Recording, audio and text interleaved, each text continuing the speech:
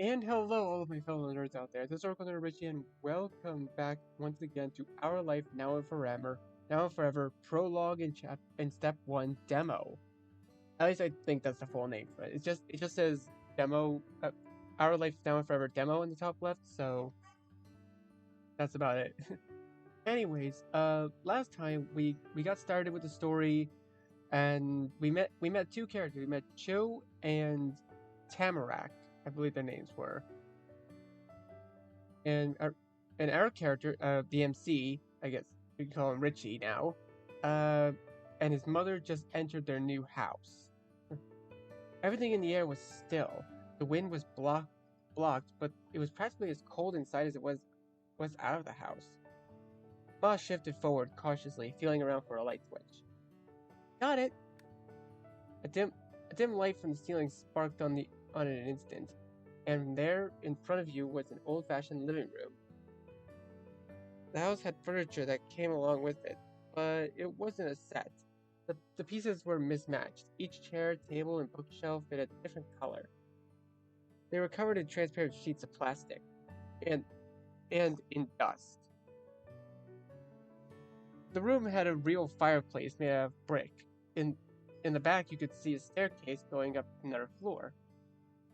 Beautiful. It's even better than the photos. There's so much potential inside these walls. You were amazed. It could fit in a storybook. You were disappointed. It blew your old apartment out of the water. Honestly, I agree. Any house is better than an apartment. Like, but don't let my don't let the people that own the apartments that live in hear about that. Shh. They don't have to know. Anyways, it blew your old apartment out of the water. No, I was right. You had thought it'd be good, but it was somehow more than that. Your mom touched the tips of her fingers to a muted blue paint next to her. We'll have to clean as much as we can to make it livable before bed. It'll be a long night. We can unpack more of our things tomorrow, though I'll be doing much of that on my own. You're going to be busy. Ma increased the pitch of her voice, squinting her eyes sweetly. After all, it's the first day of fifth grade. You bit your lip, scared to even imagine having to go to a new school. You got lost in thought, imagining what it might be like. You had hoped you forgot it. Nope, parents aren't like that. Some parents' memories are just that good. You groaned, throwing your head back dramatically.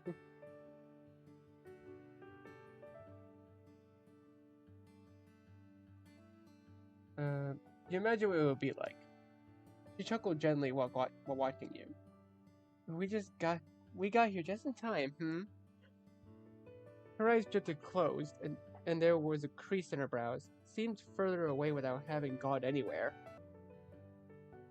Even if I am here early for the job, I was not going to make you be a full week late to class.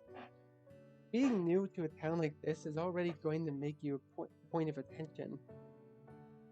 You couldn't tell if she thought it was a good thing or a bad thing by her tone, but Ma didn't say any more about that. She lifted her circle scarf over her head, careful not to have it catch on her earrings, and, left it in the top of the staircase. So, you want to see the upstairs? Yeah. The second floor was more of the same, lonely, sealed away rooms with furniture nobody had been using for ages, that were covered up by plastic sheets. And lots of dust. You can see the footprints your ma left behind in the grime as she wandered the halls with wide, amazed eyes. After checking the state of the whole house, Mom made the decision to leave furniture in its protection until after the sweeping is finished. There were too many dust bunnies that might jump over and take a seat on your couches if a spot was available.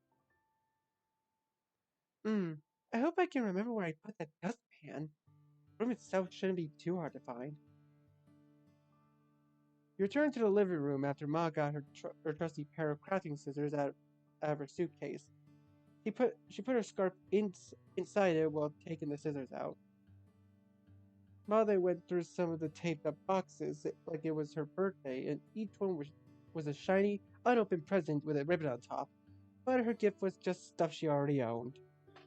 One by one, she took out supplies that had been brought for this very moment, setting them around her legs, her legs on the floor wherever there was space. Then she divided them out in, into separate piles. A pair of yellow gloves, a fluffy fresh duster, a bottle of cleaning spray, and a roll of paper towels.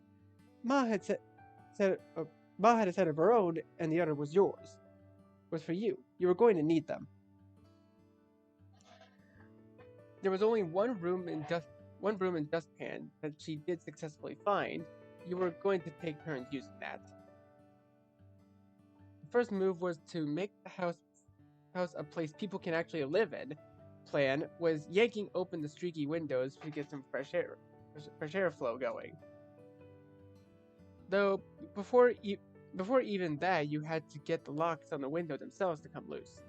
You dug your fingers in between the base of the window frame and latch and pressed against it, forcing it to move against its will.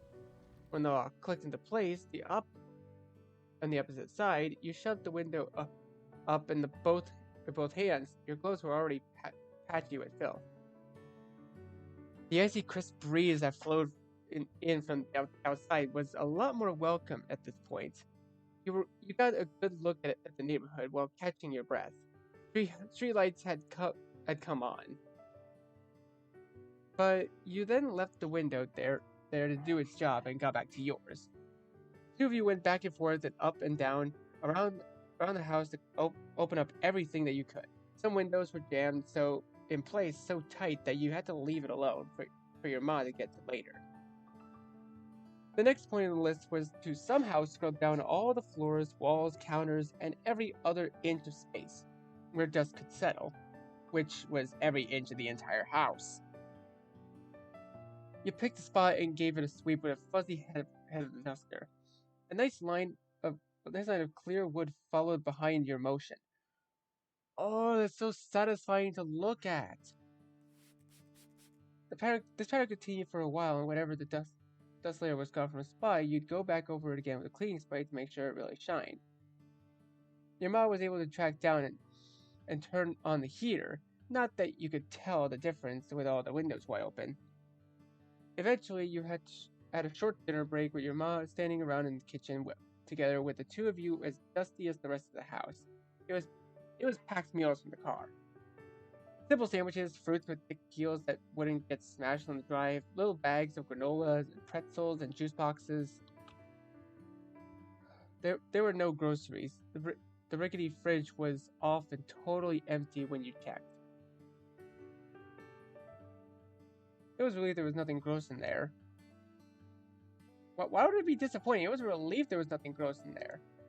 You had prepared for the worst for such an old, practically abandoned house, but there wasn't a single bottle of nasty ketchup or box of unknown leftovers or anything. The trash from your food was dumped into the same giant black garbage bag that you'd been throwing piles of gray-stained paper towels and wads of squished together tape in for the whole night. Somehow the bag was getting full, even though it was big enough to fit your whole body inside. It was a mark of how much work you'd really done. Looking at the house made you think you hadn't even gotten started.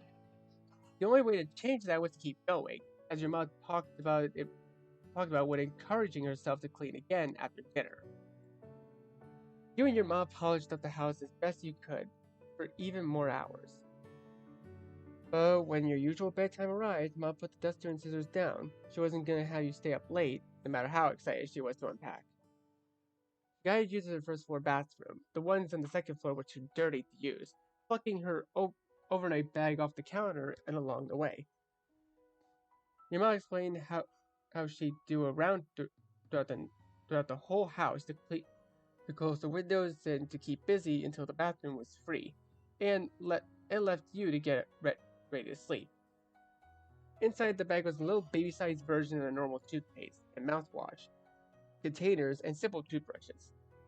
All you had for pajamas that night was a green long sleeve shirt with matching pants.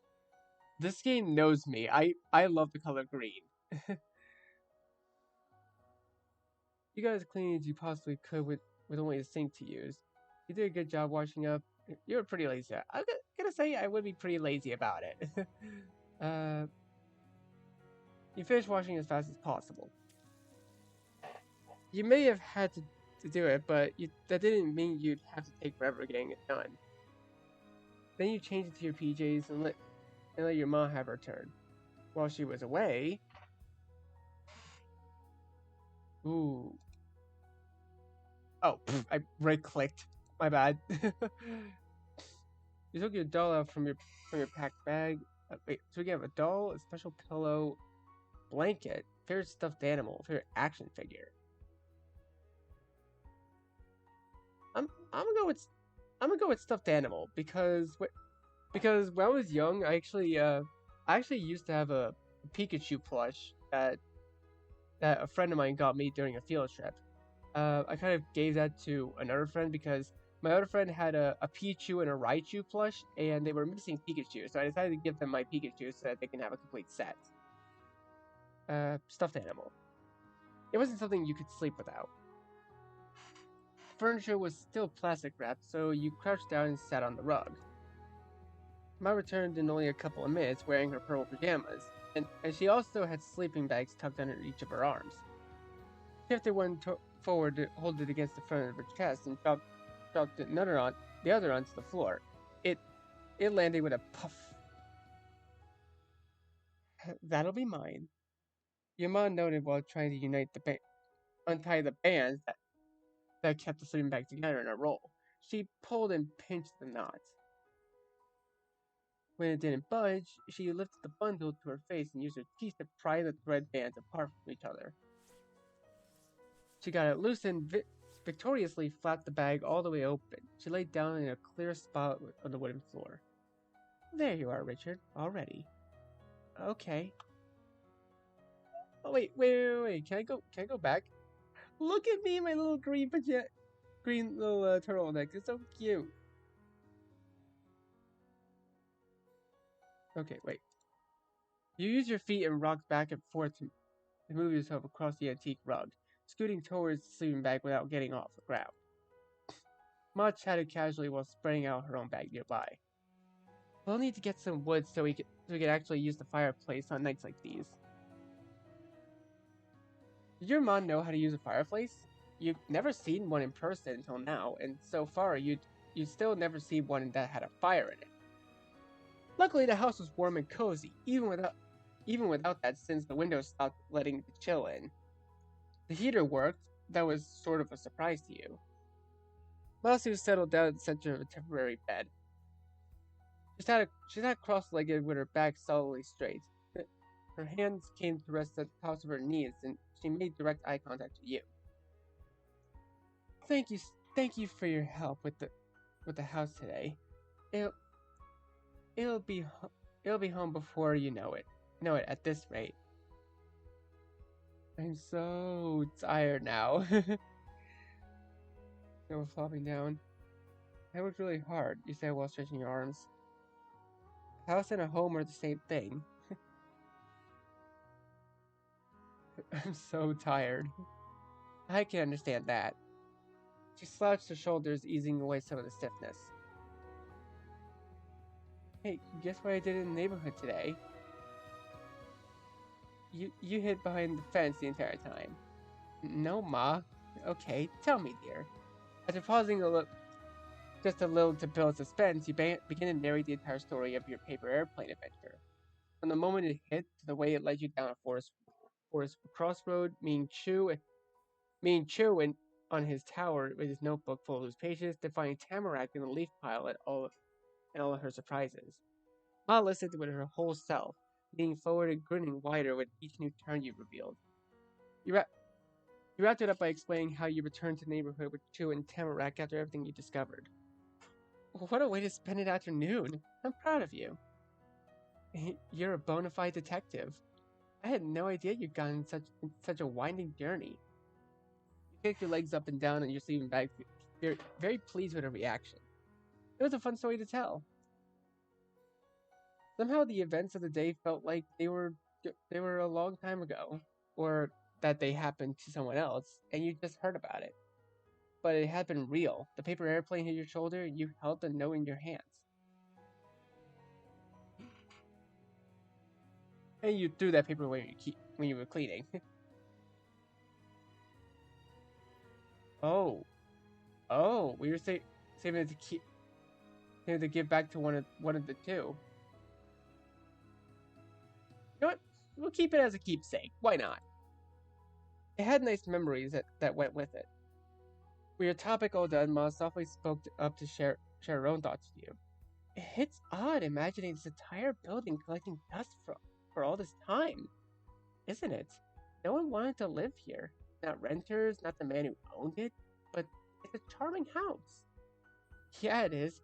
Now, how did we get to have something like this? Ma pinched her lips together in consideration. Then she kept talking. There aren't a lot of opportunities out in these woods, I suppose. At my company, the retire the retiring of the former HR manager was the first big position I've ever heard of for this area. And even that didn't open up for people already living in the town. I was asked to relocate to take the position. Creases grew around her eyes, and the more she thought about it, she caught herself before a frown could follow. Oh, but it's not an issue. I'm grateful. We'll find our place in the slow pace of Golden Grove, and at least we'll have each other regardless. Yep, you and me are a team. It's great that we have each other to talk about stuff with. We'll always be together. You can count on me, Ma.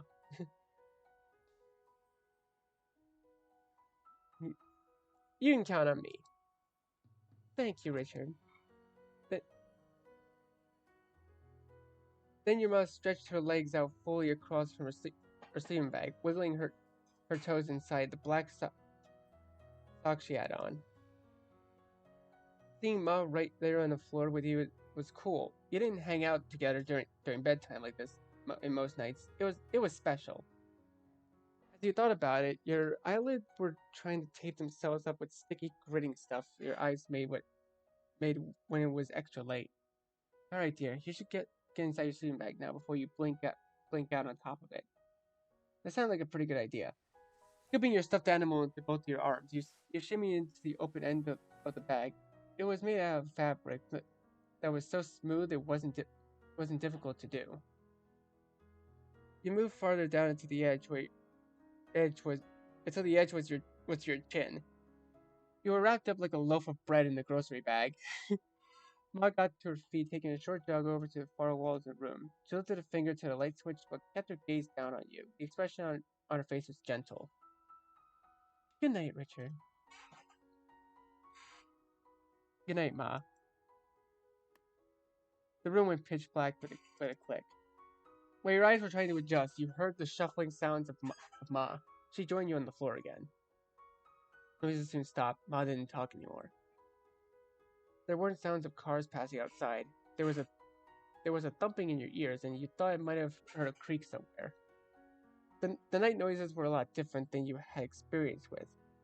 They were so quiet and distant, it made you notice them more than if they were clearer. You had to get to know the sound better. It was another part of the house's personality. You were okay with that. It was normal to need time to get familiar with each other.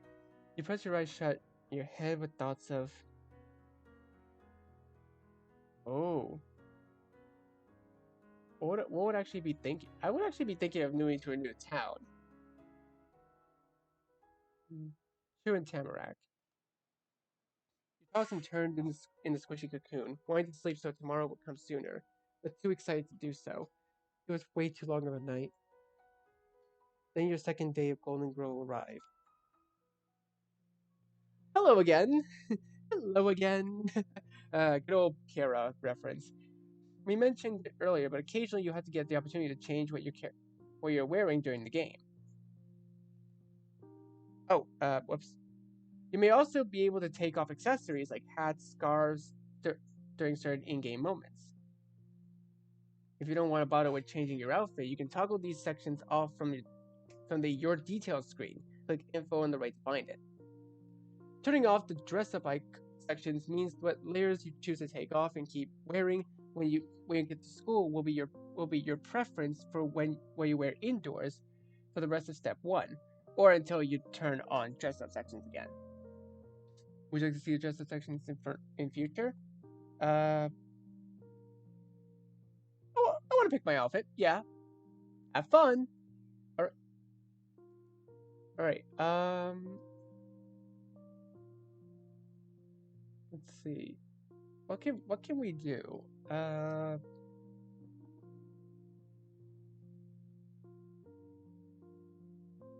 Ooh, I like all of these outfits. They're all really good.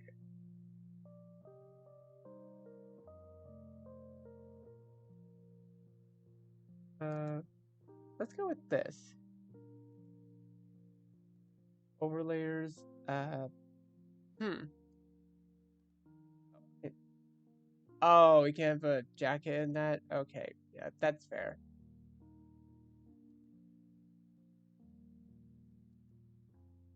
Let's go with this. Green. Yeah, look at that.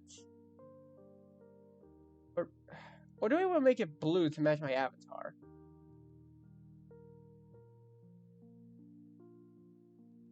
I'll go with blue. Why not? Head accessories.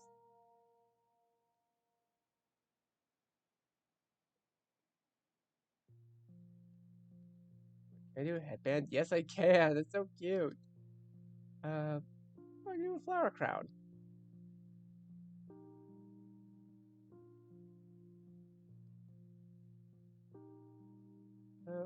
Let's go with the flower crown. I like having my hair all night. Oh, and I colored the flowers. Okay. Yeah, let's make them sunflower colored. It looks so good. Look at my little guy. He's so cute. Wait, wear head accessory indoors. No. Let's do hide neck and head accessories preview. Wear overlayers indoors. Yeah, we'll keep it that.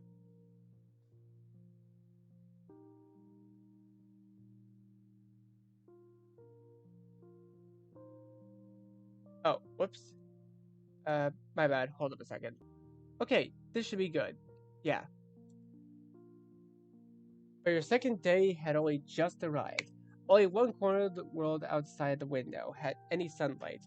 The rest was all shadows. The lights in the house had been turned on for you to see your own hands. You thought it would be criminal to make people have to be awake this early. Your mom had to work really hard to get you up.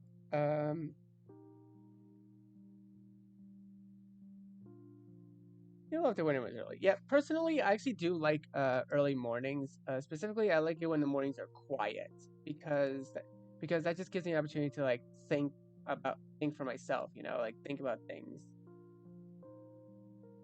Everything felt different when the morning was beginning, and you got to relax in a quiet space for a little while.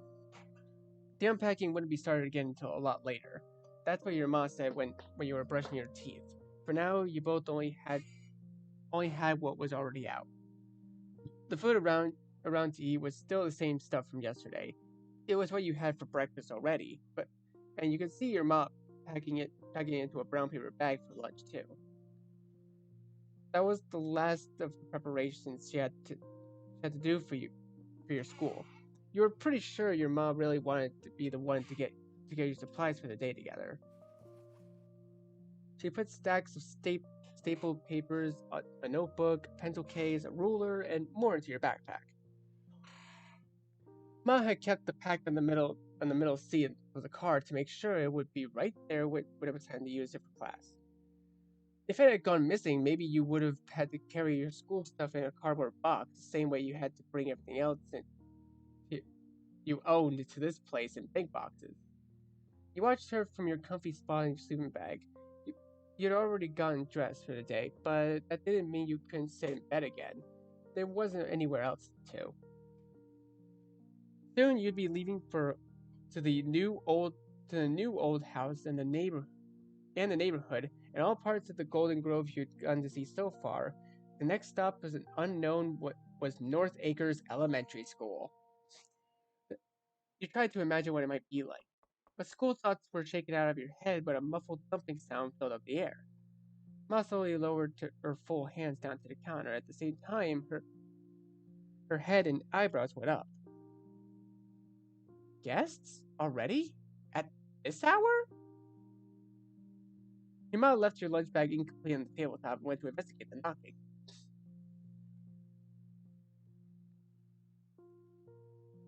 You got to your feet while calling your mom. Ma, can I answer it?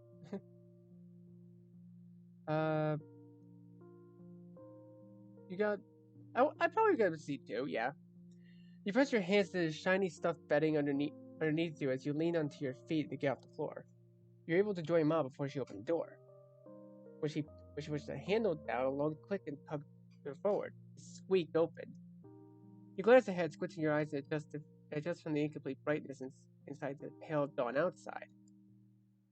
Standing tall with a welcome mat, seemingly totally at home at your home, was your new friend you met the day before, Mr. Chu Lin.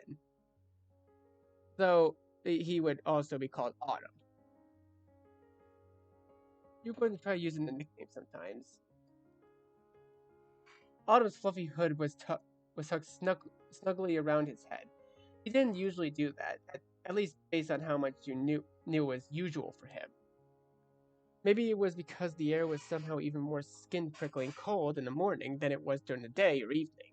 You shuddered just from the wind coming through the opening. When he caught sight of you there, a plucky grin took over his face. He popped in onto the balls of his feet, getting even taller and cheered a greeting. Good morning. Seeing who it was, you enthusiastically shoved. I would never shove past my mother. You started in place, then dove to hide behind your mom's legs. Well, of course I would stay there to greet the guest, not rude. Hugh smiled and was as bold as ever as he took a full step to the side so he was directly in front of you instead of Ma. You're visiting me? You said confused. What are you doing here? You asked curiously. I have plans. Hugh stayed put in the new place he took, but angled his head up and over to give his focus to your Ma. I'm Mr. Chu Lin. I'm your neighbor, and the same age as Richard here. The two of us met yesterday. Ah, yes, I've heard. I've been anticipating getting to meet you. And those feelings were well placed. You're so polite. Chu straightened out the line of his bandana with both hands, giggling cheekily as he made direct eye contact with you. Well, if somebody has been talking about me, I hope it was good stuff. Now, I should introduce myself as well. I'm Miss O'Mac, Richard's mother. It's nice to meet you. May I speak with Richie, Miss O'Mac? There's something I wanted to talk to him about.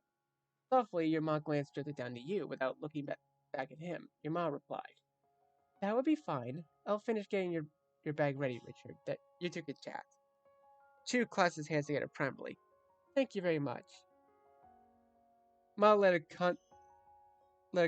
content smile rest on her face as she walked back inside the house, leaving you alone with Chu. You looked back at him eagerly. It was only the morning, and something good was already happening. What did you want to say? Autumn didn't beat around the bush with you. He probably didn't with anyone. He came right out with what he had in mind. Want to walk to school together? It's the first day. He squared his shoulders and held out a hand, counting points on his finger. We're going to the same place, in the same grade. There's a good chance that we'll even be in the same class. Going together would make everything go so easy. Why would I ever say no? That seems really nice. Thank you, you're so nice. Alright. He popped an enthusiastic double thumbs up. And guess what else is the reason for why we should walk together? What? His got sharper, but it didn't feel scary at all. The glance was like a fancy cut jewel rather than a pointy weapon. It's because I want you to be there. So, yep, I think it makes a lot of sense if we go together. With his hands in his pockets, Chu shifted the whole top half of his body diagonally over to one side. The tilt of his head slowly showed off a bend in his self-pleased smile. Oh! He flung his arm back out and arched his fingers across the air in front of both of your faces. It might have been to stop you before you could say anything, or to keep himself from getting whatever else he wanted to talk about. And it wouldn't just be us. I'm gonna keep going down the cul-de-sac to Grady's house so I can ask Tamarack next. So that's it. What do you think about all three of us walking together? It's a good plan, right? It's a great idea. I want to go. Throwing your hands behind you as you spoke out again. I'll get my backpack and tell my mom we're going. Cool. I'll wait here for you. You parted with Autumn for a second, but didn't bother closing the door. The sound of your feet against the floor was the only noise in the huge house. You couldn't have snuck up on Ma if you tried. Each step you took brought you closer, and it made the smile on her face grow larger. But she didn't get distracted from her job. Her gaze stayed stuck on the counter. Ma placed one more paper into your backpack and snapped the plastic clasp on the top flap closed. With that secure, she probably picked the bag up by a loop handle. She lowered herself down to your height by bending her knees low. Then she offered the backpack over to you. Exceptional timing, dear. Here, you're set to go. It was nice and light when you took the pack from her. That wouldn't last. Soon you'd have actual school books to bring around with you. What happened with our guest? Did he leave? You answered the question while looping one arm after the other in the wide openings of the backpack. He's out there still. She wants me to walk to school with him. Can I go? You shifted your grip to the dangly ends of the armbands, and then gave them a swift tug to tighten the straps, fully securing the bag against you. He came over to ask you that? Talk about convenience. The young Mr. Lin must know the way far better than I do. You certainly can walk together. That was exactly what you thought she'd say. You could count on her to understand. As she smiled, her face lit up softly like the early morning sunshine outside. Ma pinched the tip of your chin between your thumb and pointer finger. Enjoy your first day. There's only one of them per year. That was right. This was the start of your school year in a brand new town. Anything could happen for all you knew. Through the open door, you could see Autumn waiting patiently on the porch still. He turned his back to the house instead looking around the neighborhood. You came to his side and that caught his attention. But his gaze didn't go to yours. It went right to the backpack you had on. Autumn grinned hopefully. I told Ma it was okay. I told Ma, it's okay. He smacked his hands together enthusiastically. All right, time to go. You know, Richie, it's been forever since I've gone to walk to school with a friend. You've hurt your ears, going super alert. He called you Richie, and he said you were friends. You thought you were, but it was totally different to have talked about it just like that. Me too, Autumn. This is great. He grinned ear to ear. Autumn was full of certainty. Mm-hmm. Shu easily swiveled all the way around on his heels. He firmly planted his feet into the floorboards of the porch to close out his move. Then confidently strode forward and leapt over the little steps to get onto the ground. Autumn had places to be, and nothing was going to stand in his way. Happily, you went along with him down the stone path, past the fence, and onto the neighborhood sidewalk. It took less than a minute to go around the bendy curve of a neighborhood that led to the least pointy, least colorful home in the street.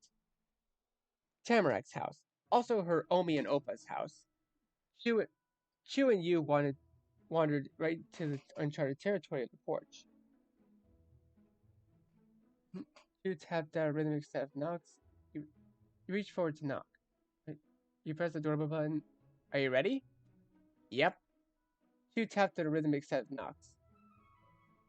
Hugh brought his arms to the side and shook his head to readjust the way his hair fell around his shoulders, and positioned himself squarely in the center of the entryway. The old door began to jiggle in front of its frame. It sprayed like it was shivering from the cold being outside this early, too. But someone was fiddling with the doorknob on the other side, and the door swung wide open with a clattering yank and a gust of flowery, perfumed air coming from deep inside the house.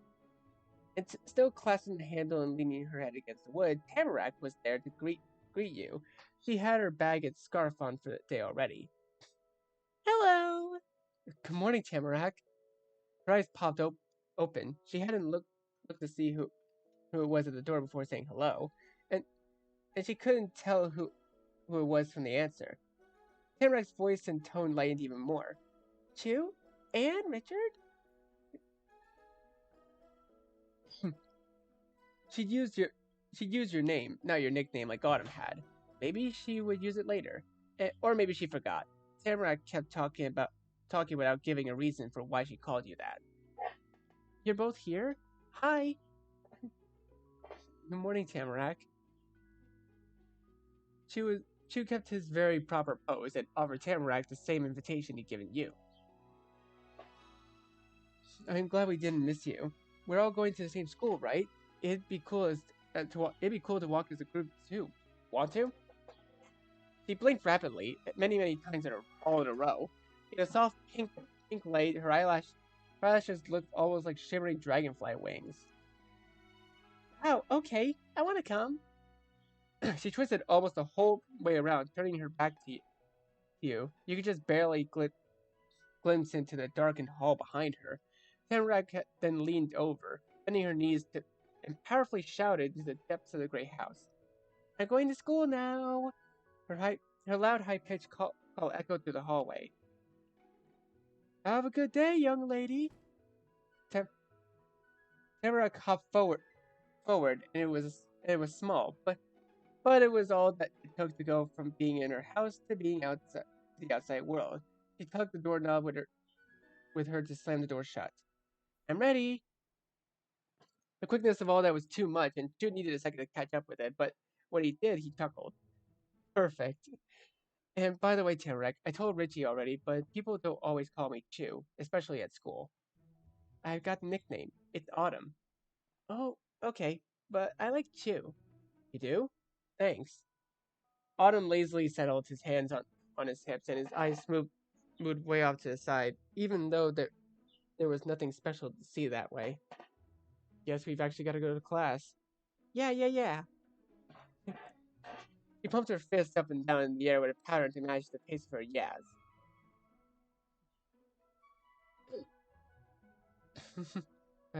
Or we could not go.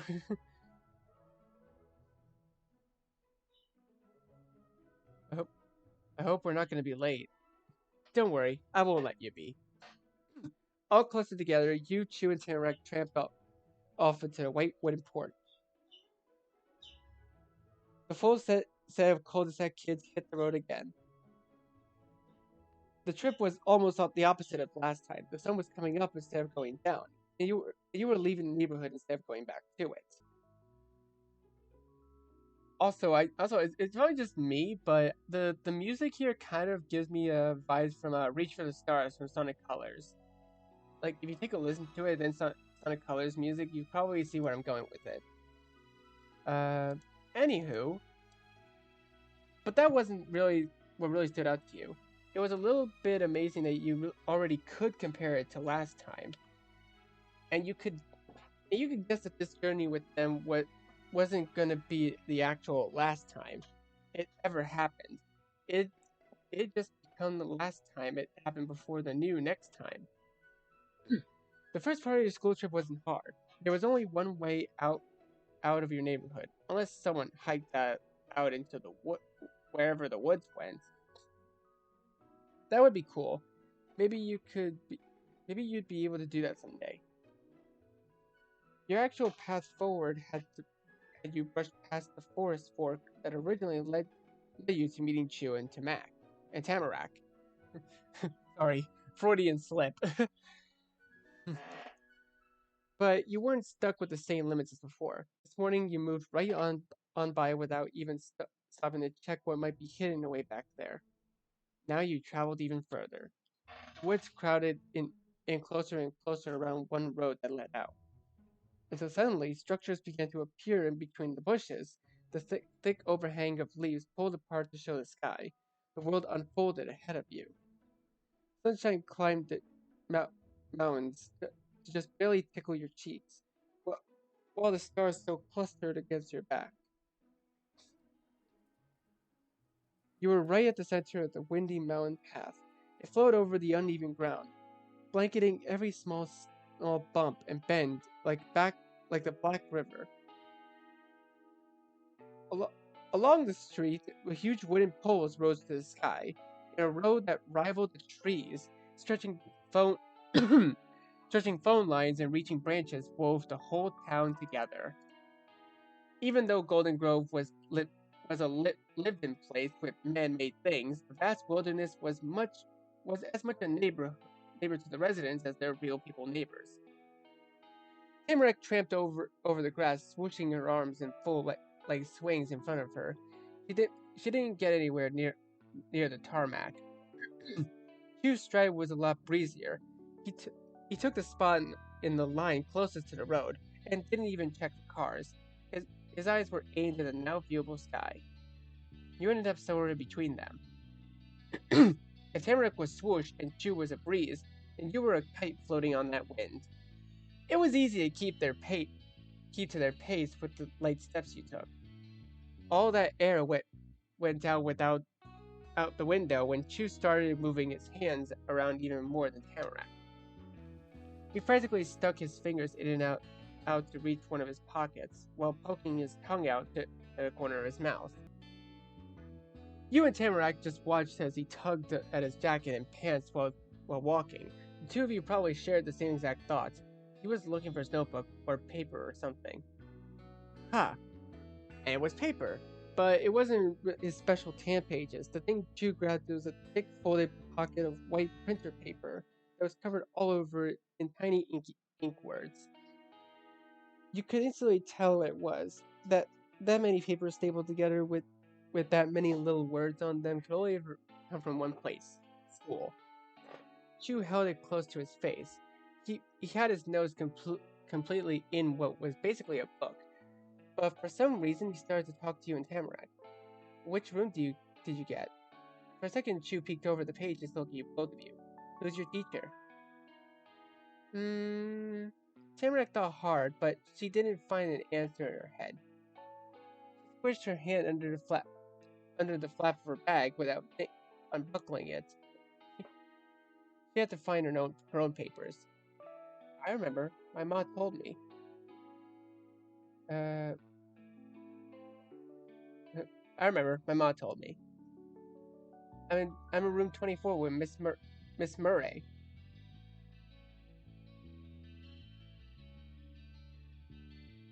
Yeah. Hugh used his thumbs to bend the paper downwards. He stopped hiding his face, and you could see it smiling. Wait, that's my room too. Tamarack waved the packet in the air in a crinkle flurry. Me three. We're all in the same class. You're, we're gonna be stuck together forever, you joked. Your, your mom had given you the papers. Chew probably got his from his mom and dad, and Tamarack from her Omi and Opa. Despite being kind of different, papers were all the same. A smirk settled in its regular spot on Chew's face. Uh, all according to plan if he somehow could have planned it. We're roommates. He didn't need the packet for anything else, so he stuffed it into his pants pocket with a shrug of one shoulder. There's only three fifth grade classes we could have been in. When Chu made sure it was deep enough to not just fall out, he brought both of his arms into into an even bigger shrug and chuckled too. But Mrs. Murray? I almost made it without her being my teacher. It was close. Tamrak peered into his face with wide eyes, leaning over so much that you almost walked into her. She didn't have to say what her question was with words. Chu got it. Don't worry, she's nice. She's the best teacher for you two. Chu made a very serious and reassuring okay sign with his fingers, but in an instant it was snapped into a pointing gesture. And you're probably gonna be shocked, but Mrs. Murray isn't just a teacher. She's a mom. She has kids that are just her kids, not students. Wow. Why would that be weird? How does a teacher have kids return? The same way all adults do? I mean, yeah, I'm right. But now I know where we're really going. I can bring us right to the door. The extra burst of confidence got Chu to take a few long strides ahead of you and Tamarack, keeping his chin high. Tamarack bounced across the grass, kicking her knees high to catch up. And she didn't let him keep the lead he took. Of course I'll have you go up to them. You ran forward to get back in the middle of the row. You agreed with grins from both of them. Your steps came back in a steady rhythm between the three of you. Tamarack, are you worried about going to a new school? Chu, why didn't you want Mrs. Murray for a teacher? Oh, I could ask one of them questions. Do you know anything about my house before I moved here, Chu? You know, I'm not sure. It was empty for a long time. Autumn gazed upwards, tilting his chin way up high to try to search in the back of his mind. Maybe there was somebody there when I was really little. I didn't know them though, or where they went. He lowered his gaze again, so he could offer you a grin and lifted his shoulders instead. I kinda thought it was gonna be abandoned forever. Tamarack burst into squeaky chuckles. Homie and Opa talked about the same thing when they have coffee. Oh! It was interesting. You learned something new. The longer the walk went on, the more Tamarack's gaze was pulled to the forest's edge along the road, instead of what was right in front of her. Her steps drifted unevenly. You couldn't blame her. You had done the same during the trip a few times. But you weren't the only one who noticed her focus. Hey, so it's kind of funny how the both of you like the woods that much. It's the only nice place I've seen here so far. She said it in the plainest way possible, and the words still made Chu gasp hard enough to cough. Have you been places other than a forest? Yeah, lots. They're no good. I can't believe it. It's mean to say the woods are the only good place. Tamarack, look on the bright side. That's more forest for her and more neighborhood for you. You didn't say anything about that. Both places can be good. They're just different. Yeah. Chu shook off from the shock that Tamarack's statement hit him with. He turned his cheek to the front as he rolled his shoulders.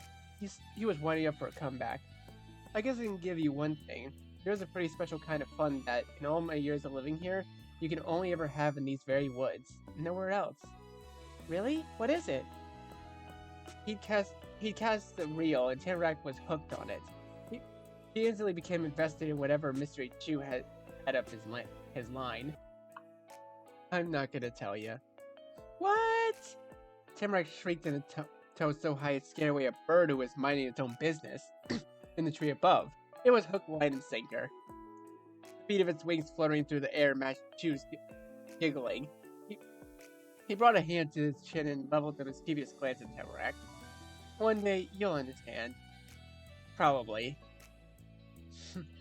and that was really it. He closed up his lips and folded his arms, and and settled into not explaining for the rest of the walk. Tamara couldn't accept that, or couldn't get the hint. Oh my god, look at her face! Her face is the face of just, what the fuck? Oh god. She's so confused, dude. Oh, I love it. She pestered him with the passion in her words, getting stronger every time she repeated them. Tell me the thing, tell me the special thing, Chew, tell me the special thing! It was too funny. That's not fair, Chew. We can figure it out for sure, Tamarack. Mysterious place deep in the woods? The thought of it was so exciting. Who wants to bet she never finds out, you tease? Come on, Chew, you gotta say more than that. He didn't. The conversation of Yor and Tamarack's attempts to squeeze Chew for info and the snickers that escaped from Chew continued while you headed towards your goal. Down the road some more, over the crosswalk, past the main street, taking a turn at the corner. It was the widest building you'd seen so far came into view. There had been taller ones, because that one only had 2 floors, but there was a lot of those floors. North Acres Elementary School, the name made sense. You wondered exactly how many acres it was. Dozens of other kids were pouring out for a few different paths and mixing together under the front arches above the giant door. Tried to stand up straight, wanting to do things right. Then you went through the door, sticking even closer by your group than on the walk there. Inside was a long hallway with different doors and staircases on the other side. It was as shiny and dull like it had normally been. Like it had been cleaned so far. For so long, it made everything even more worn down than normal. Poster boards with a bunch of paper sheets tacked on the lined walls. Nobody was even looking at them. The messages they had might never have been read. Floors were all checker tile pattern. Some of the kids around made sure to only walk on one of the colors to avoid the other. And it was loud. There was too much sound from the crowds for the hall to hold. It echoed around, which made it even louder. The place was your school now. Chew tapped your shoulder and pointed with his other hand. You figured that was the way to say you had to keep going without having to yell so you could hear. The 3 of you pressed past the other students, making sure you didn't get separated. Step by step, you climbed upwards and forwards. Autumn waved a hand towards the right door when you reached the top. You arrived for the first day of class right on time. Oh my god, this brings back so many memories! Tell me in the comments, how many of you guys remember seeing a, what's it called? A classroom like this? Like, please, I really want to know.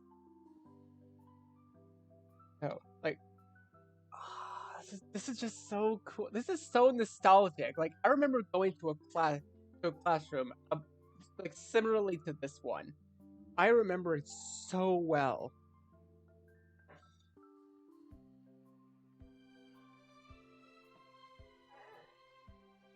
The little bit of cold you brought inside the school on the tip of your nose and over your cheeks had finally drifted off your face. It was nice and warm when you went into the room.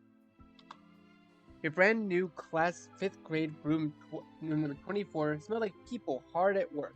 Cut construction paper, crayons, glue, anything could be made with that.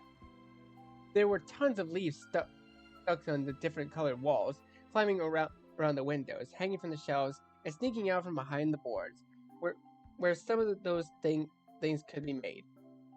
Kids sat together in close groups. The desks were pushed up to make bigger tables.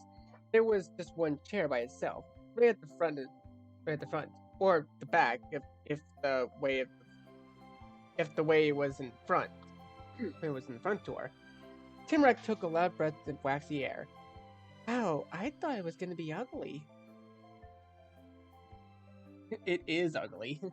Tamarack, why would you think that? My old school was better. Oh, we have 2 pages of responses. Jesus. It looks just like my old kindergarten class. He said, so confused. This looks like kindergarten. Oh, this is way better than my old school. This is the best school I've ever been to. Autumn shrugged his backpack off to the floor. When it hit on the ground, a puff of air came out, and not totally zipped top.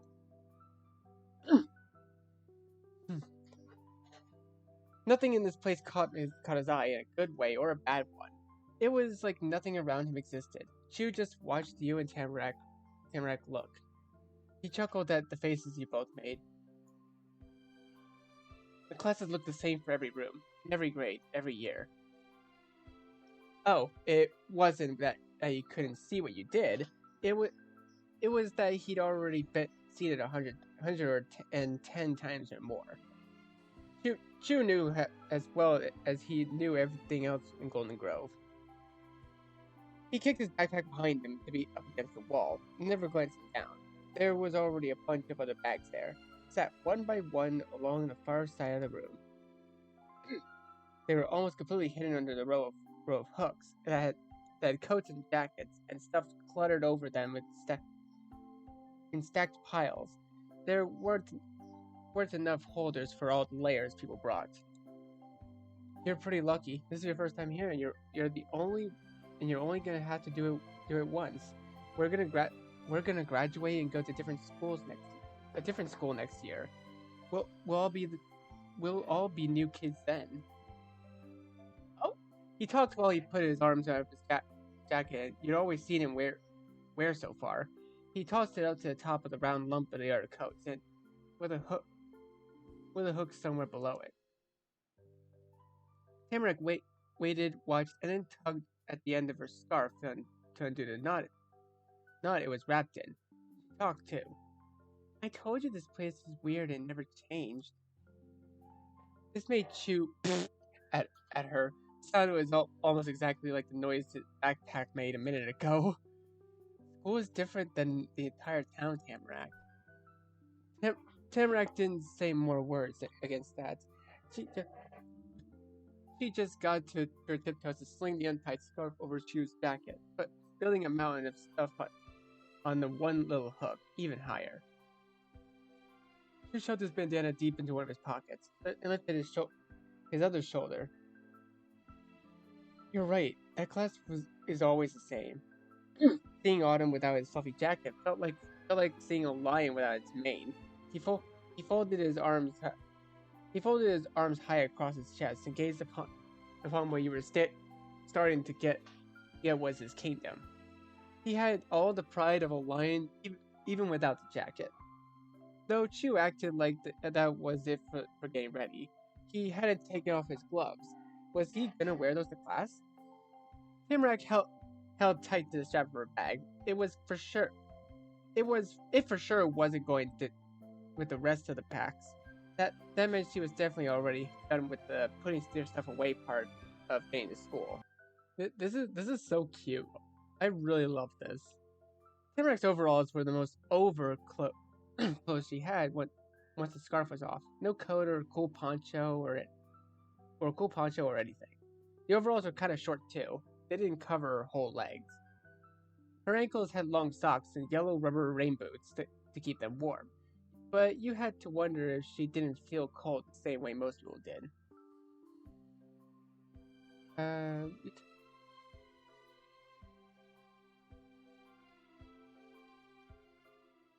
You took off your headband.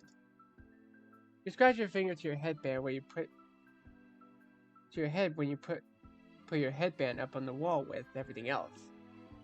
Good morning and welcome, students. You glanced over to your shoulder. Oh, you look so cool. Oh, her design reminds me of somebody else. I don't know what, but her design reminds me of somebody. In the open doorway was another new person for you to have got to know. Her braids did match a few of the kids there, but she was gonna be sitting in the desk She wasn't going to be sitting in the desk with them. She was twice as tall as everybody else in the room. That had to be the teacher, Mrs. Murray. Her soft brown eyes looked down over you and your neighbors while she tapped a finger against the freckled specked face. The pattern of her skin was almost like stars. If the sky was light at night, then stars were the darker part. Her rosy pink lips parted into a smile. She inclined her chin towards Chu. Nice to see you here, Mr. Chulin. This'll be a good year. Yeah. Chu stretched the word out as far as it could go, and at the same time, he opened his arms wide. He turned his head away too. He had the kind of tone your ma would have when she had old work friends over and they'd ask if they could set her up on a blind date. Squeakily cheerful and not real. He was trying to be nice, but wasn't trying that hard. Though when his eyes were rolling away, his gaze passed over you and got stuck there. His mischievous grin tugged in the corners of his mouth as the sound of his voice went from off-key to chiming. Maybe. Mrs. Moray's penciled pointy eyebrows lifted. She blinked one time, then her own smile grew. It was shared with you and Tamarack next. Hello, I'm your teacher, Mrs. Moray. I am right to say that you're Tamarack Ballman and Richard O'Mac. Yes. Nice to meet you, Mrs. Moray. I'm Richard. I'm Tamarack Ballman, you joked. Yeah, nice to meet you.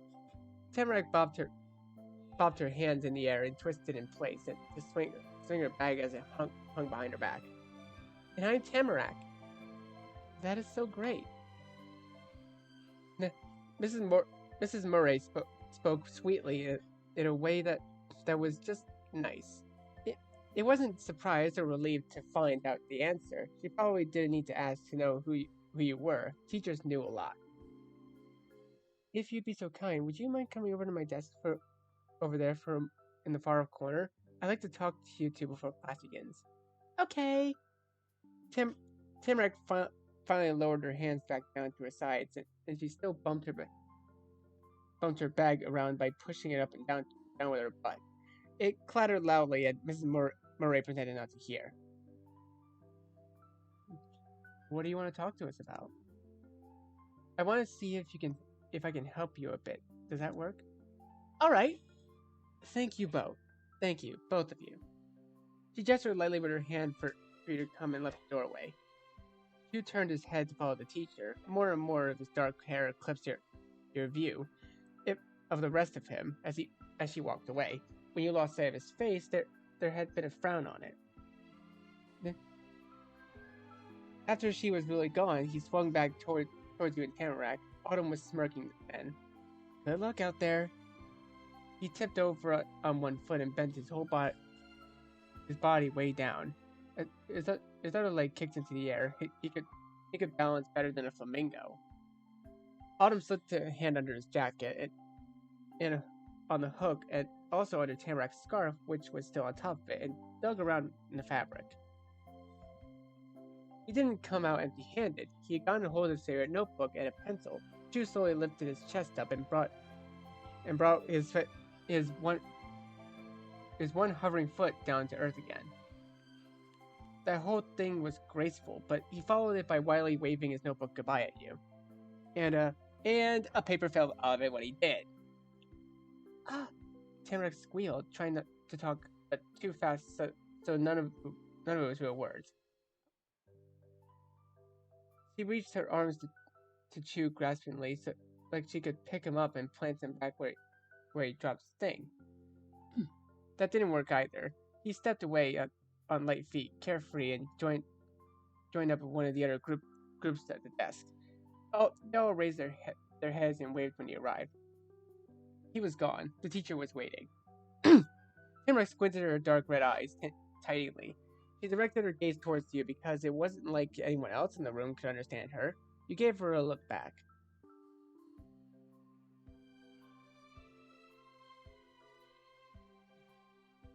Isn't he so funny? Scatterbrain. Scatterbrain you said with a grin. This is gonna be a long, however long it is. Picked up a paper and peeked at what it said. Well, I did say I wasn't gonna tell him next time.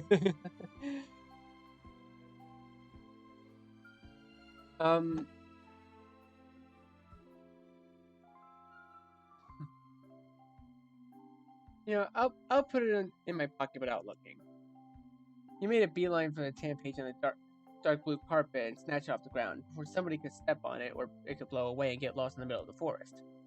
You simply tucked it away. That was taken care of.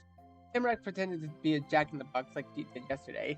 This time it was by bending her knees before bouncing straight. Her fluffy locks of her hair shook around her cheeks. Come on, Richard. You skipped off the teacher's desk and all smiles. You trailed after her lead. You didn't want to be left behind. Off in the corner of the other side of the room was the teacher's old dark brown desk. At least the very top of the wood was dark. The inner part was a lot lighter. You could see that from all the tiny cuts and scratches over the surface. It was as far away from the desk as it could be. You guessed that was so she could have these kinds of talks without everybody else hearing the whole thing. Oh God. Oh, something got stuck in my throat. Mrs. Murray didn't sit in the cool rolling chair but went behind her desk. She stayed in front and only leaned her back against the top edge. She got to talk to you and Tamarack gently because she didn't have to push her voice across the piece of furniture that separated students and teachers. I appreciate you coming to this meeting. I wanted to let you know a little about today, what you can expect on your first day. Why? Well, this class is a unique arrangement of students, but you're the only two that have never attended the school before. Everyone else is simply returning after summer break. I'd like to introduce you during roll call later. I want all the other kids to know who you are. Oh. Oh, look at her character's deadpan face. Just, oh. Tamarack flicked at the buckles of her bag. They made a clicking sound when she hit them up it, and a thump when they landed back down. Her gaze moved around too. The meeting wasn't very exciting anymore. You were with Tamarack. That wasn't a big deal. Your teacher was definitely smart. That would help a lot. You hadn't thought about how this room would know. How this room would know what to call you, and now you wouldn't have to go to every person and tell them. Mrs. Murray smiled approvingly at how you and Tamarack handled the first assignment. I'll make sure it goes well. The teacher slid her hands across the desktop behind her and spread her fingers out wide. In a couple of minutes, I'll be telling the class to take their assigned seats. You'll have those spots for the rest of the year. I made a seating plan already, but there is a bit of wiggle room to help you get comfortable if you like. Tamarack's hands flew from her bag to her cheeks. That sounded like a smack. Does that mean me and Richard can sit together because we're neighbors and friends? Was she right? You held your breath and balled up your hands to fist, waiting to know if you'd get to be with Tamarack the whole year or not. A twinkle in Miss Murray's eyes when she finally said what you were hoping for. You thought she might have paused on purpose for it more dramatic. Yes, I can put you next to each other. Woohoo! It made Tamarack explode in celebration. She popped up on one foot, pulling the other up to her chest, and her arms went into the air. Richard, we're gonna sit together. Yeah. we still got something then. Anything else?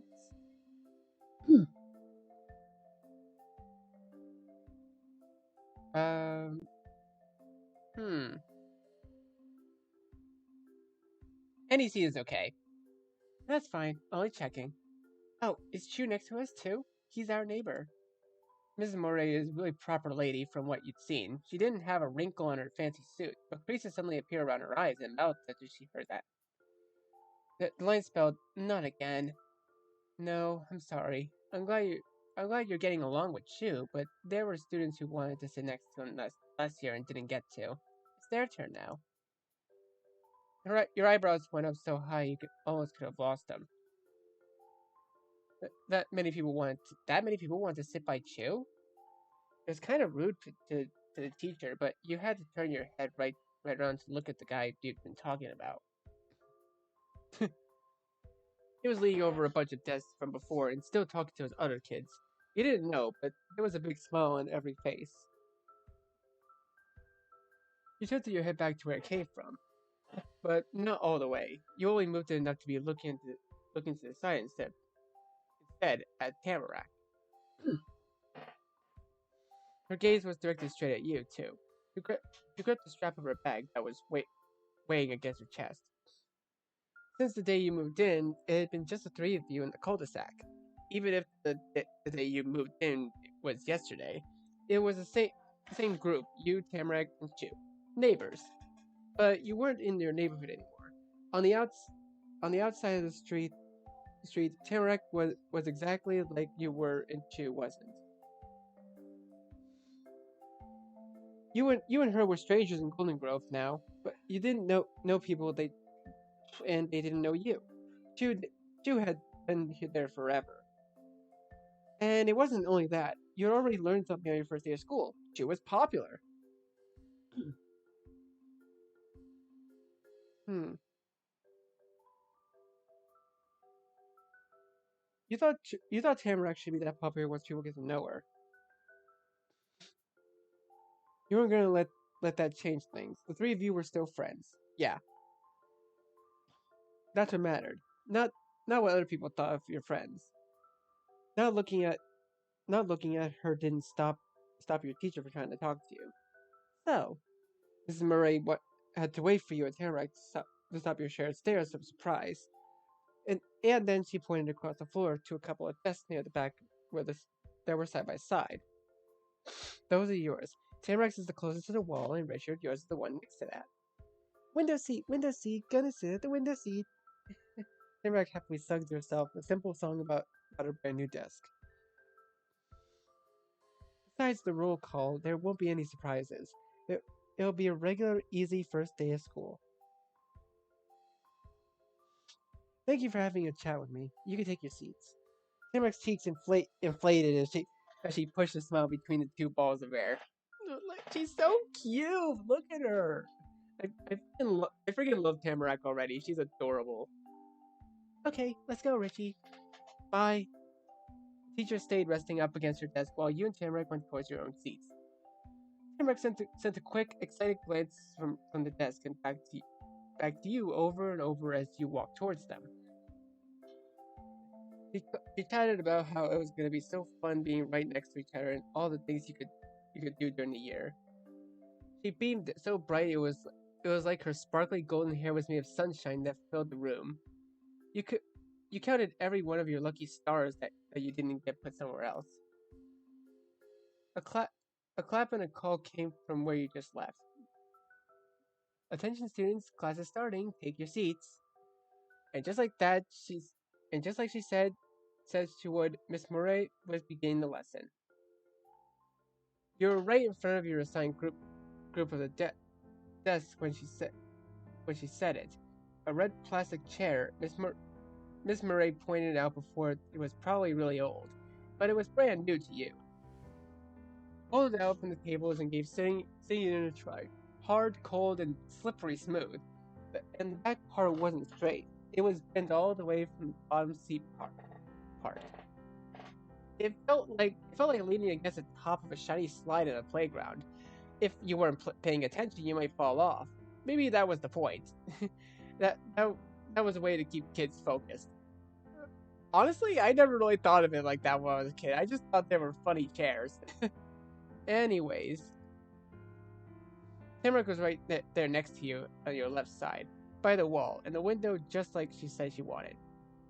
Past her, you could see the rustling treetops outside, with their golden fall leaves all bunched together. They kind of looked like Tamarack's puffy hair, but not as sparkly. She popped her huge jingling backpack on the desk, but the actual bag barely fit, and she had to bundle up on the strap on the top so that it wasn't sneaking over to someone else's workspace. The tips of her rain boots were pressed against the dark blue carpet, and she tapped her heels together. It made the shoes squeak. She was excited for her own little place in the room. Rishi, we're gonna be right here for the rest of the year. Yep, I've got the best seat, neighbor. Tamarack patted her hands against the thick fabric of the bag that giggled in time with the hits. She stayed pretty busy making a beat. You glanced out around the room ahead of you, where the important boards and teacher were. Shu was there too, in a very first row seat. It wasn't the same spot he'd been in before when you saw him talking to some people, but those other classmates he was sitting with were just as happy to have him there. He was hanging one of his arms across the top edge of his chair and was settled in so snugly he looked like a heavy blanket that had been thrown over it. He moved his head to the side to rest his cheek against the stretched out shoulder. Shu somehow made himself sit even more relaxedly. When that happened, he noticed you behind him. Autumn firmly pressed down his eyebrows and pushed his mouth open a little. He wasn't there when you learned you and Tamarack would be together. He wouldn't be there with you. Now he found out. He only looked that way long enough for him to notice that you had noticed his expression. Then your friend, house neighbor, and not seat neighbor, lifted the corner of his mouth and sneakily waved the hand draped on the seat at you. Shu's deep brown eyes gazed darted over to Mrs. Murray, directing your attention to her. His eyes kept moving right into a dramatic roll that went all the way around. It wasn't hard to imagine him saying, "Teachers, huh?" or something like that. For a minute, you could picture what it would have been like if he had been right next to you. But he couldn't face you forever. It was class time, and you were left staring at the tiny ponytail on the back of his head again. I didn't know he had a ponytail on the back of his head. I don't think I was paying attention, honestly. That's pretty cool. Alright, anyways, I think this is actually a really good place to leave this episode here for now. So, thank you guys so much for watching this video. Be sure to leave a like, comment what you think, share this video with your friends, and be sure to subscribe, click the bell so you don't miss a single notification. I'll see all of you in the next video. Goodbye. You say you wanna try, but you never do.